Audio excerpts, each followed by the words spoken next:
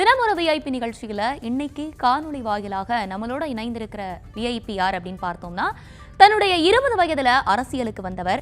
எம்ஜிஆர் மீது கொண்ட ஈர்ப்பால் பற்றால் அதிமுகவில் தொண்டராக இணைந்து பேரூர் செயலாளர், இளைஞரணி நிர்வாகி, மாவட்ட செயலாளர்னு பல்வேறு பொறுப்புகளில் இருந்த திரு KP முனுசாமி அவர்கள் நம்மோடு இணைந்திருக்கிறார். சார் வணக்கம். நியூஸ் தமிழுடைய தினமொரு விஐபி நிகழ்ச்சியில எங்களோட அழைப்பை ஏற்று வந்தமைக்கு மிக்க நன்றி. எப்படி இருக்கீங்க? வணக்கங்க, நல்லா இருக்குங்க சார். இப்போ கேள்விக்குள்ள போயிடலாம். MLA, MP, தமிழக அமைச்சர், அதிமுகவுடைய துணை ஒருங்கிணைப்பாளர், இப்போ அதிமுகவுடைய துணை பொதுச் செயலாளராக இருக்கீங்க. இப்படி பல முகங்கள் உங்களுக்கு இருக்கு. KP முனுசாமி அவர்களை இந்த சமூகம் எப்படி ஞாபகம் வச்சுக்கணும்னு விருப்பப்படுறீங்க? இந்த சமூகம் பலரை கண்ட சமூகம். அதில் நான் ஒரு சாதாரண தொண்டன். என்னை பொறுத்தவரையில் நான் மனசாட்சியோடு செயல்பட்டாலே போதும் என்று நினைக்கக்கூடியவன். இந்த சமூகம், இந்த பகுதியில் இருக்கின்ற மக்கள் என்னை ஏற்றுக்கொண்டிருக்கிறார்கள் என்ற நம்பிக்கை எனக்கு இருக்கிறது. எம்ஜிஆர் அவர்கள் கட்சி ஆரம்பிச்சப்போ நீங்க ஒரு கல்லூரி மாணவரா அதிமுகவில் சேர்ந்தீங்க. எம்ஜிஆர் அவர்கள் கூட பழகின அந்த அனுபவங்களை பத்தி சொல்லுங்க சார். கல்லூரி படித்திருந்த காலம், பொதுவாக நாங்கள் எங்களுடைய குடும்பம் திராவிட இயக்கத்தைச் சேர்ந்த குடும்பம். 1972 கிருஷ்ணகிரி அரசு கலைக்கல்லூரியில் நான் படித்துக் கொண்டிருந்தேன். அப்பொழுது புரட்சித் தலைவர் எம்ஜிஆர் அவர்களை கட்சியிலிருந்து நீக்கியதாக செய்தி கேட்டவுடன் கல்லூரியில் இருந்த என்னுடைய நண்பர்களான திரு MG சேகர், திரு விஜயன் ஆகியோருடன் இணைந்து உடனடியாக கல்லூரி வளாகத்தில் வெளியே வந்து ஒரு பெரிய ஆர்ப்பாட்டத்தை வைக்க ஊர்வலமாக சென்று அன்று தொடங்கிய நிகழ்ச்சி இன்று வரை ஏற்றுக்கொண்ட தலைமைக்கு விசுவாசமுள்ள தொண்டனாக நான் செயலாற்றி கொண்டிருக்கிறேன் என்பதை நான் தெரிவித்துக் கொள்கிறேன். புரட்சித் தலைவரிடத்திலே நான் ஒரு தொண்டனாக செயலாற்றியிருக்கிறேன். அவருடைய நினைவுகள் எனக்கு எப்பொழுதும் பசுமையாக இருக்கிறது என்பதை மட்டும் நான் தெரிவித்துக் கொள்கிறேன். சார், 2026 அதிமுக வெற்றி பெற்றாதான் அதிமுகவுக்கு எதிர்காலம் அப்படின்னு நீங்க சொல்லியிருக்கீங்க. உங்க கூட்டணி ஆட்சி வெற்றி பெறதுக்கான வாய்ப்புகள்னு எதெல்லாம் நீங்க நினைக்கிறீங்க? 2026 வெற்றி பெற்றே ஆக வேண்டும் என்ற கருத்தை சொல்லுவதற்கு காரணம், இந்த திராவிட இயக்கம் பேரறிஞர் அண்ணா அவர்களால் ஆட்சிக்கு வந்த பின்பு, அண்ணா மறைந்த பின்பு புரட்சித் தலைவர் எம்ஜிஆருடைய உறுதுணையோடு ஆட்சி பொறுப்பிற்கு முதலமைச்சராக வந்தவர் மறைந்த முன்னாள் முதலமைச்சர் திரு கருணாநிதி அவர்கள். அப்படி ஆட்சிக்கு வந்த பின்பு பேரறிஞர் அண்ணாவினுடைய பாதையை விட்டு விலகி தனக்கென்று ஒரு பாதையை உருவாக்கி கொண்டவர் மறைந்த முன்னாள் முதலமைச்சர் திரு கருணாநிதி. அதனால் கோபமடைந்த புரட்சித் தலைவர் எம்ஜிஆர் அவர்கள் அண்ணாவினுடைய கொள்கைகளை மறந்த இந்த தலைவரை, மக்களுக்கு தொண்டு செய்ய வேண்டும் என்ற எண்ணம் இல்லாமல் தன் குடும்பத்திற்காக வாழ்ந்து கொண்டிருக்கின்ற தலைவரை எதிர்த்து இயக்கத்தை ஆரம்பித்தார். அப்பொழுது ஒரு கருத்தை சொன்னார். மறைந்த முன்னாள் முதலமைச்சர் திரு கருணாநிதி அவர்களை தீய சக்தி என்று சொல்லி கட்சியை துவக்கினார். அப்படி கட்சி துவக்கி கிட்டத்தட்ட 4 ஆண்டுகளில் ஆட்சி பொறுப்பிற்கு வந்த புரட்சித் தலைவர் எம்ஜிஆர் அவர்கள் அவருடைய மறைவுக்கு பின்பு அவருடைய வழிகாட்டுதலாக 31 ஆண்டுகள் ஆட்சி செய்த இயக்கம் அனைத்து இந்திய அண்ணா திராவிட முன்னேற்ற கழகம். அப்படி 31 ஆண்டு கால ஆட்சியில் தமிழகம் அனைத்து துறைகளிலும் முதன்மை மாநிலமாக விளங்கி கொண்டிருக்கிறது என்று சொன்னால் இந்த 31 ஆண்டு கால ஆட்சி. இப்படி மக்களுக்காக தொண்டு செய்த இந்த ஆட்சி மீண்டும் வந்தால்தான் இந்த தமிழகம் விடிவு எடுக்கும் என்ற காரணத்தினால்தான் நாம் கடுமையாக உழைக்க வேண்டும். நாம் இந்த வெற்றியை, திராவிட இயக்கத்தின் வெற்றியை நாம் கொண்டு வர வேண்டும். ஏனென்று சொன்னால் இப்பொழுது நாம் தலைமையேற்றுக் கொண்டிருக்கின்ற போற்றுதலுக்குரிய எடப்பாடியார் அவர்கள் நம்மோடு சமநிலையில் இருந்தவர்கள். இப்பொழுது நாம் அவரை தலைவராக ஏற்றுக்கொண்டோம். திறமைமிக்க ஒரு தலைவரை நாம் ஏற்றுக்கொண்டிருக்கின்றதை இந்த சமூகம் ஏற்றுக்கொள்ள வேண்டும். அப்படி இந்த சமூகம் ஏற்றுக்கொள்ள வேண்டும் என்று சொன்னால் 2026 போற்றுதலுக்குரிய எடப்பாடியார் அவர்கள் ஆட்சி கட்டில் அமர வேண்டும். அதற்காக தொண்டர்கள் கடுமையாக உழைக்க வேண்டும் என்று தொண்டர்களை வேகப்படுத்தினோம். அந்த தொண்டர்களும் நிர்வாகிகளும் இப்பொழுது கடுமையாக உழைத்துக் கொண்டிருக்கிறார்கள். வருகின்ற 2026 சட்டமன்ற தேர்தலில் இந்த தொண்டர்களால், உழைப்பால், நிர்வாகிகளுடைய உழைப்பால், கூட்டணி கட்சி நண்பர்களுடைய உழைப்பால் நிச்சயமாக எடப்பாடியார் அவர்கள் தமிழகத்தினுடைய முதலமைச்சர் பொறுப்பை ஏற்பார்கள் என்பதை நான் இங்கே மகிழ்ச்சியோடு தெரிவித்துக் கொள்கிறேன். கண்டிப்பா சார். சமீபத்துல வந்து டெல்லியில நடந்த திரு எடப்பாடி பழனிசாமி மற்றும் அமித்ஷா அவர்களுடைய சந்திப்புல நீங்களும் இருந்தீங்க. அந்த சந்திப்புல அப்படி என்னதான் சார் நடந்துச்சு?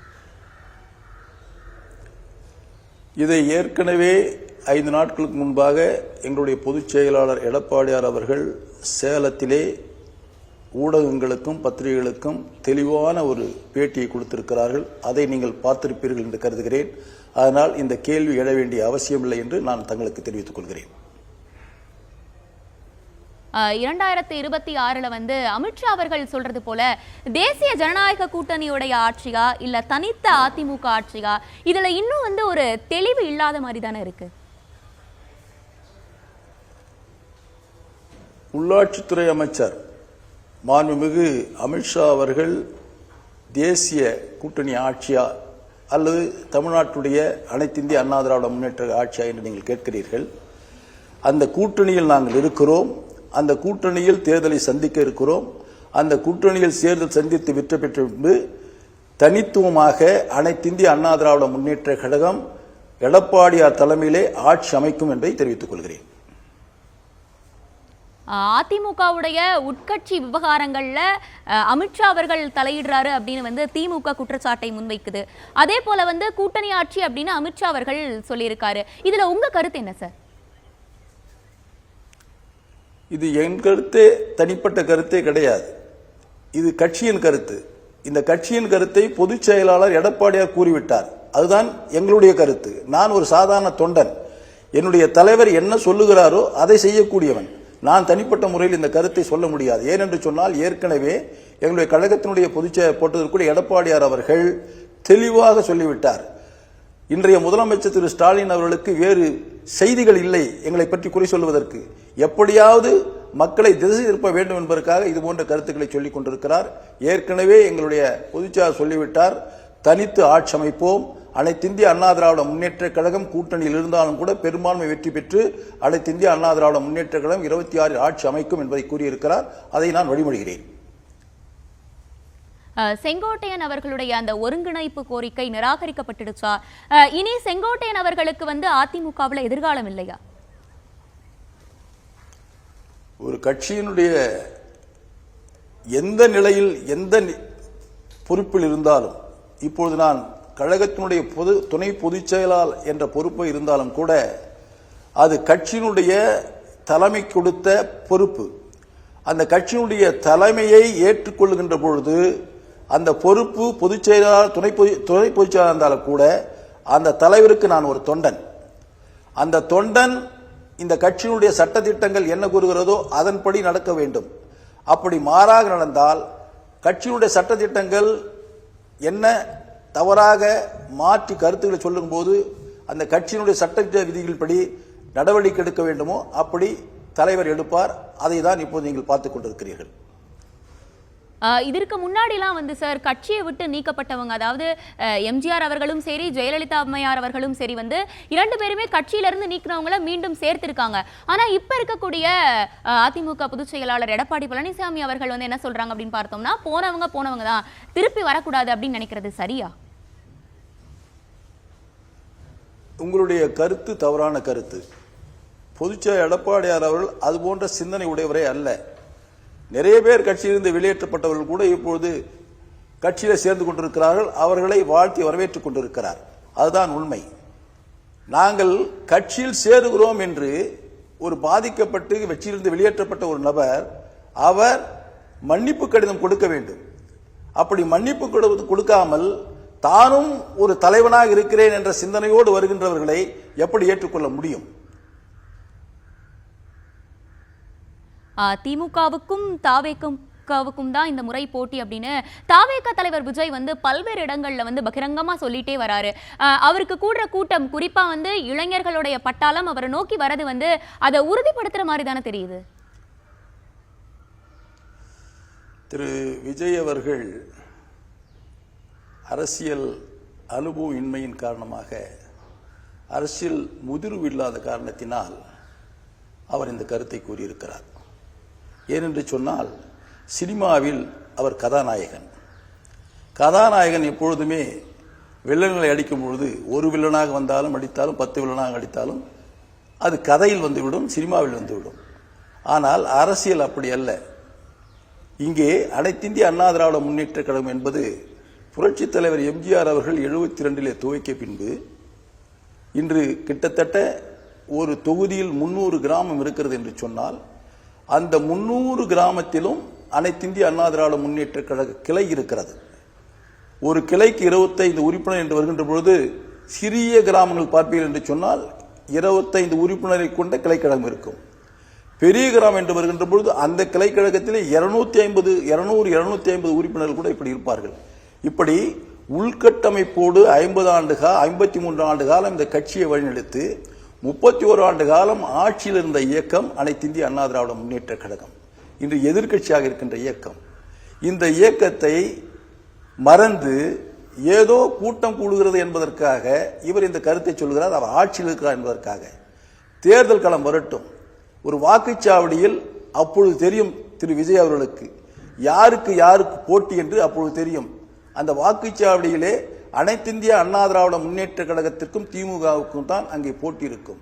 ஏனென்று சொன்னால் ஒவ்வொரு கிராமத்திலேயும் அந்த கிராமத்திலே நடக்கின்ற பிரச்சனைகள் கூட கட்சியின் அடிப்படையிலே தான் நடந்து கொண்டிருக்கிறது. அப்படி கட்சியின் அடிப்படையில் நடக்கின்ற பொழுது அனைத்திந்திய அண்ணா திராவிட முன்னேற்ற கழகத்தில் இருக்கின்ற தொண்டன் தன்னுடைய உடன் பிறந்த அண்ணனே திராவிட முன்னேற்ற கழகத்தில் இருந்தால் கூட அவன் பாதிக்கப்படுகிறான் என்று சொன்னால் கட்சியின் அடிப்படையில் தான் அவனை உற்று நோக்குவான். அப்படிப்பட்ட உணர்வுள்ள இயக்கம் அனைத்திந்திய அண்ணா திராவிட முன்னேற்ற கழகம். அப்படிப்பட்ட உணர்வுள்ள தொண்டர்களை கொண்ட இயக்கம் அனைத்திந்திய அண்ணா திராவிட முன்னேற்ற கழக இயக்கம். அப்படிப்பட்ட தொண்டர்கள் கடுமையாக உழைத்து போராடி கொண்டு இந்த வெற்றிக்காக அரும்பாடுபட்டுக் கொண்டிருக்கின்ற இயக்கம் அனைத்திந்திய அண்ணா திராவிட முன்னேற்ற கழகம். ஏதோ நேற்று அரசியல் இன்று தான் தோன்றித்தனமாக பேசுவதை ஏற்றுக்கொள்ள முடியாது. புரட்சித் தலைவர் எம்ஜிஆர் இந்த இயக்கத்தை உருவாக்கி இவ்வளவு செல்வாக்கு வந்திருக்கிறது என்று சொன்னால் அவர் மக்களுக்காக சேவை செய்தவர். மக்களுக்காகவே தன் வாழ்நாள் முழுவதும் உழைத்துக் கொண்டிருந்தவர். முதலமைச்சராக வேண்டும் என்ற எண்ணத்தில் மக்களுக்கு வாரி வழங்கவில்லை. இவர்களைப் போல முதலமைச்சர் ஆக வேண்டும் என்பதற்காக குறுகிய காலத்தில் சில டிராமாக்களை செய்து கொண்டு மாணவர்களை அழைத்துக் கொண்டு அவர்களுக்கு பரிசு பொருளை கொடுத்துக் கொண்டு மக்களை ஏமாற்றுகின்ற இயக்கம் அனைத்திந்திய அண்ணா திராவிட முன்னேற்ற கழகம் இல்லை என்பதை நான் தெரிவித்துக் கொள்கிறேன். இந்த காலை வேளையில நியூஸ் தமிழுடைய தினம் ஒரு VIP நிகழ்ச்சியில கலந்து கொண்டு பல்வேறு விஷயங்களை எங்ககிட்ட பகிர்ந்துக்கிட்டீங்க. மிக்க நன்றி சார்.